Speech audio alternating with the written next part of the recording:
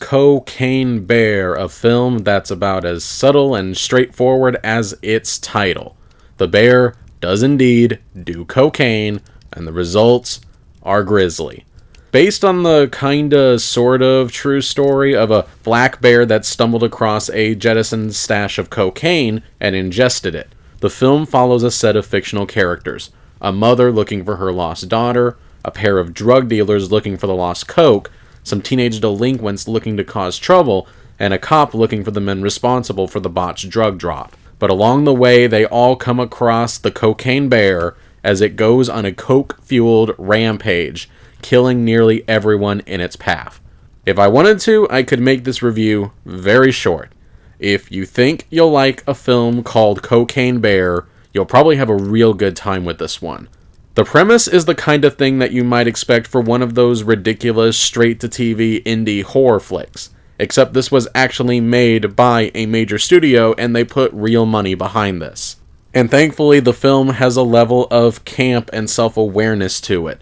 Not so much to the point where it becomes obnoxious and overly meta, but just enough that you're aware that the movie's aware that it's in on the joke. This film mixes scenes of genuine thrills and frights, and scenes of really nasty, gory deaths, sometimes played seriously, and sometimes played for really dark comedy. And that kind of genre playfulness almost kind of keeps you on your toes, as you're not always aware of what kind of tone the movie's going to go for in the next scene. And when I say these deaths are gory, I mean they are gory. Some characters even get really nasty and drawn out death scenes, probably far more so than you would expect.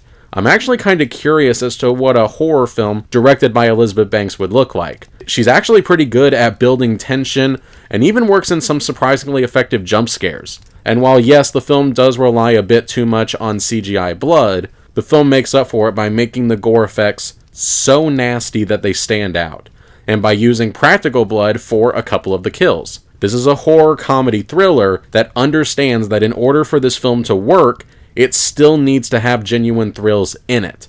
And I should note that while yes, the CG on the bear doesn't look real, as in you're always aware that you're looking at something that was made in a computer, it's a very well designed CG model, and the way that it moves gives it so much character. In terms of issues, I would say the film does have kind of a slow start.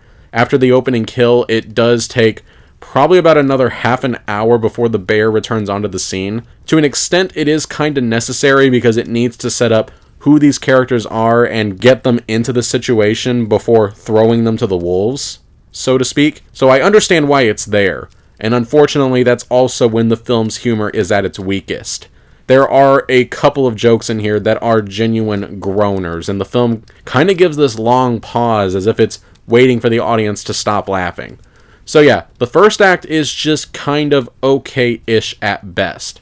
But once the second act begins, the film is consistently gnarly. It's well directed, creative, funny, and even manages to work in a couple of nice, heartwarming, and tender moments without feeling forced. There's at least one character death that actually hits really hard and it makes you feel sorry for them. The characters are more than adequately defined. They're given a character trait or two so that you can latch on to them, and they got some really talented actors to bring them to life. Kerry Russell, Alden Ehrenreich, O'Shea Jackson Jr., Isaiah Whitlock Jr., Margot Martindale, and Ray Liotta, just to name a few.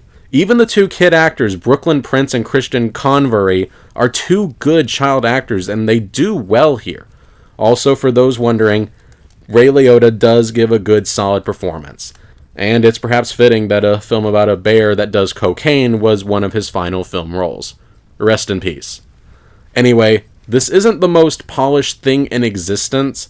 One character kinda disappears. I assume they got killed off, but we never get any confirmation of it. The film doesn't do anything Oscar-worthy by any means, and if you're the kind of person that wouldn't enjoy this film, it's certainly not going to win you over. But me personally, I had a really fun time. Sometimes you just need a movie where all it wants is for you to sit back, relax, and enjoy the experience. This film delivers precisely what it promises, and you can't fault it for that. Cocaine Bear gets a full shot. That review you just heard was an excerpt from my weekly review show This Weekend, where I review 5 brand new movies every single weekend. If you would like to check that out, then make sure that you subscribe to the channel so that you don't miss it. And as always, if you want to see more of my reviews, you can check out my Letterboxd account. The link is in the description below. Thank you for watching, and I'll see you next time.